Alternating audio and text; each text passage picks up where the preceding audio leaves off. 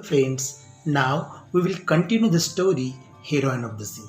In the last video, we have seen that the physical condition of England, the seashore, the lighthouse, and the stormy condition on that night on the 6th September 1838, and the ship wrecked on the rock, and so many people drowned. Some 9 men and women were saved. They clinged on the rock, and this incident was came to know to the Grace Darling, and she asked her father that they would help them.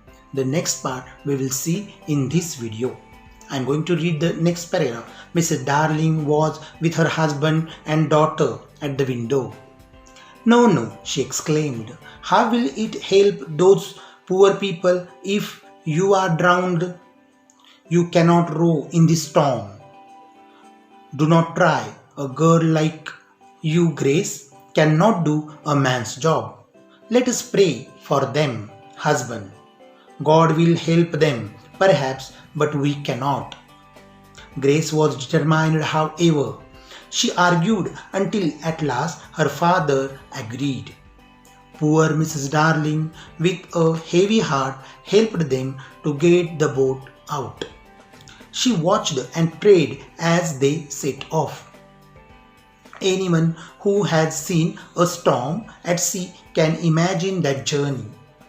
The boat went up and down over waves, as high as hills. Sometimes it stood on one end, sometimes on the other end.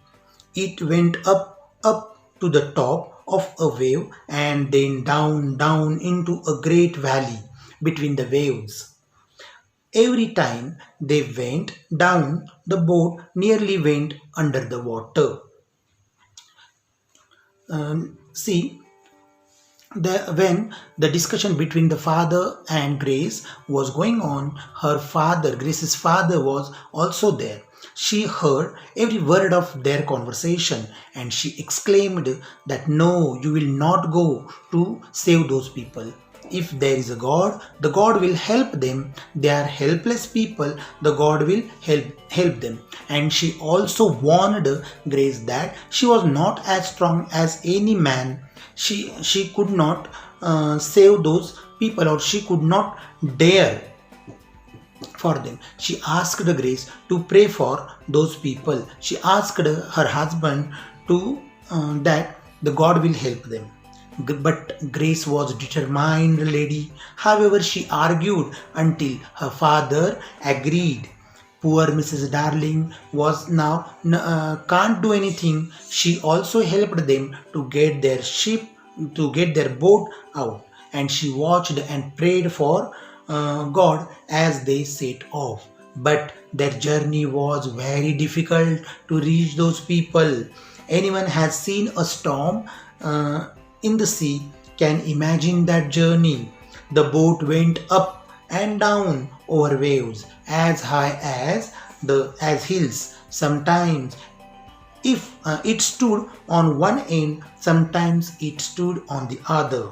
It went to the top of a wave and then down into the great valley between the two waves.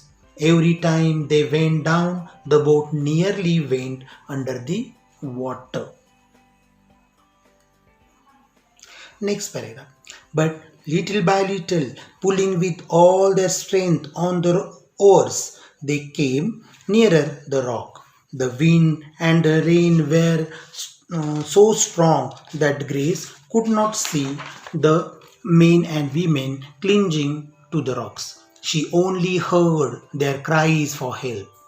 She needed all her strength to hold on the oar, which was bigger than herself.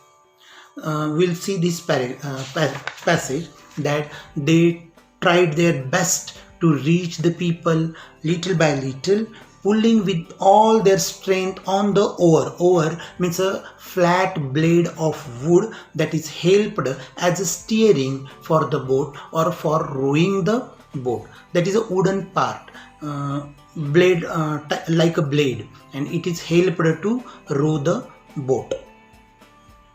They came nearer to the rock rock, and the wind and the rain was very strong that Grace couldn't see in front of her eyes, and she only can hear the cries of the people for their help.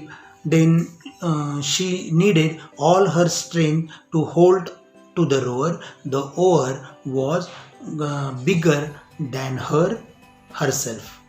See how difficult was it, and Grace was uh, holding the condition in her hand, and she tried her best to reach the people who were in dangerous condition.